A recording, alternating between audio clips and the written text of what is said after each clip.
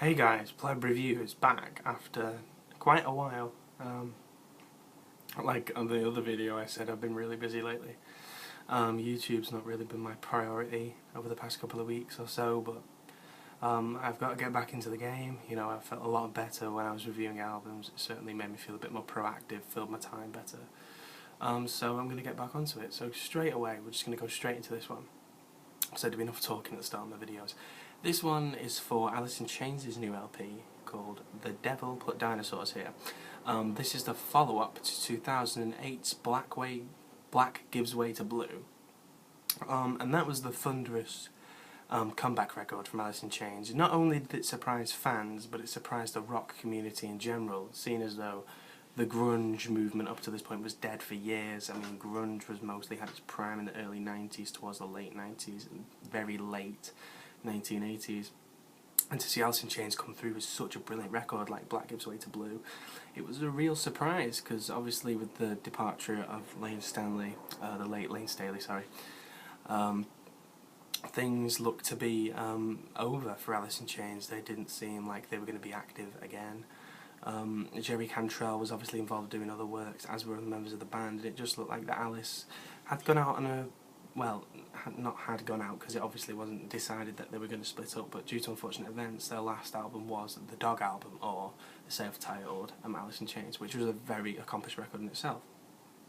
So to see them come back with tracks like A Looking in View, very extended pieces of work, very soulful, that reminds you of tracks like Rooster off Dirt and things, to still have that connection with such catharsis and really depressing songwriting, but really invigorating to listen to if you are in them dark periods of life yourself. And the new frontman, William DuVall, I call him a frontman. It's more, Alice in Chains is more Jerry Cantrell orientated nowadays, but William DuVall obviously takes on lead vocals, and he's fantastic on that record, and he's fantastic on this new record. A lot of people up to the lead up of this album were wondering if Alice were going to take a different approach to the music, whether they were going to keep intact with their heavy metal grunge roots, or maybe break off in some more experimental things. Devil Put Dinosaurs Here is more, it's in the middle between them two. It bridges the gap. They've got a very sludge metal, sludge rock influence going on here, but they also keep their grunge roots. They wear them on the sleeve on this album. It's a very slow, dreary, not same depressing as Black Gives Way to Blue. I'm going to get that right from now on, because I've said it wrong 3 times now. But yeah, it's a whole different atmosphere. Devil Put Dinosaurs Here. It's not really a concept album, although the title would suggest that. I thought it was going to be a concept album anyway. But nevertheless, the album itself,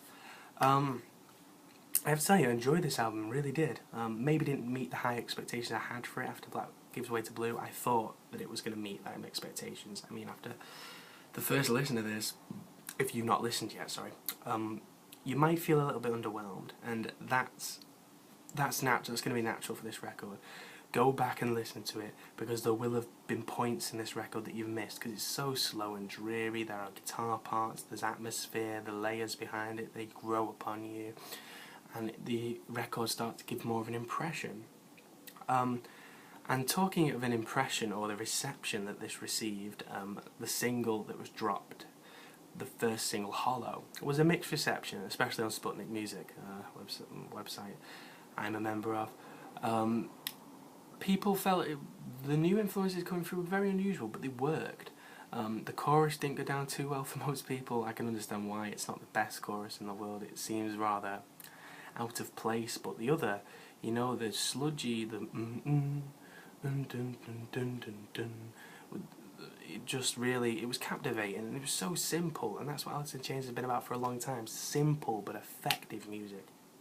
And then the second single, Stone, which I felt was a big improvement over Hollow. I still liked Hollow, but Stone just has that, it had that cutting edge, the riff, the groove. It was so infectious, it got under your skin, it made you just want to go crazy. But it wasn't that kind of abrasive music what you hear in thrash metal, where you just want to smash everything up in your room, or you just want to sit down and, I don't know, talk to your mum or whatever. Music has different impressions on people.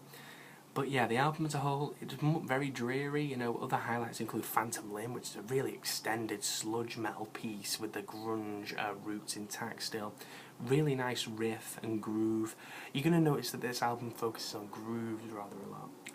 Some become a bit stale quite quickly, and Cantrell manages to save them with a solo, or DuVall with a solo, you know, vocal solo himself, or Cantrell with his harmonies. Cantrell's harmonies are spot on this. You know, they replicate Lane's vocals very well with DuVall's. DuVall has some very good moments on here as well. But the album as a whole is a very well written piece. You know, you're going to find a couple of songs that might break the flow a little bit. The acoustic piece like Voices, maybe Lab Monkey for me was not a very necessary track. I just couldn't find myself getting into it. But there's some wonderful hooks on here, like Stone, Breathe on a Window, Breath on a Window.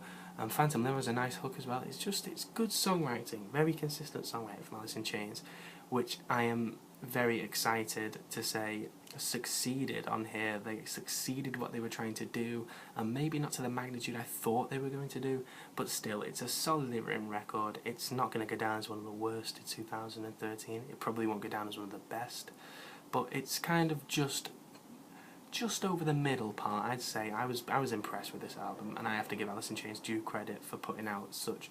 They have a very consistent discography, and I wouldn't discount any of their albums as being below par.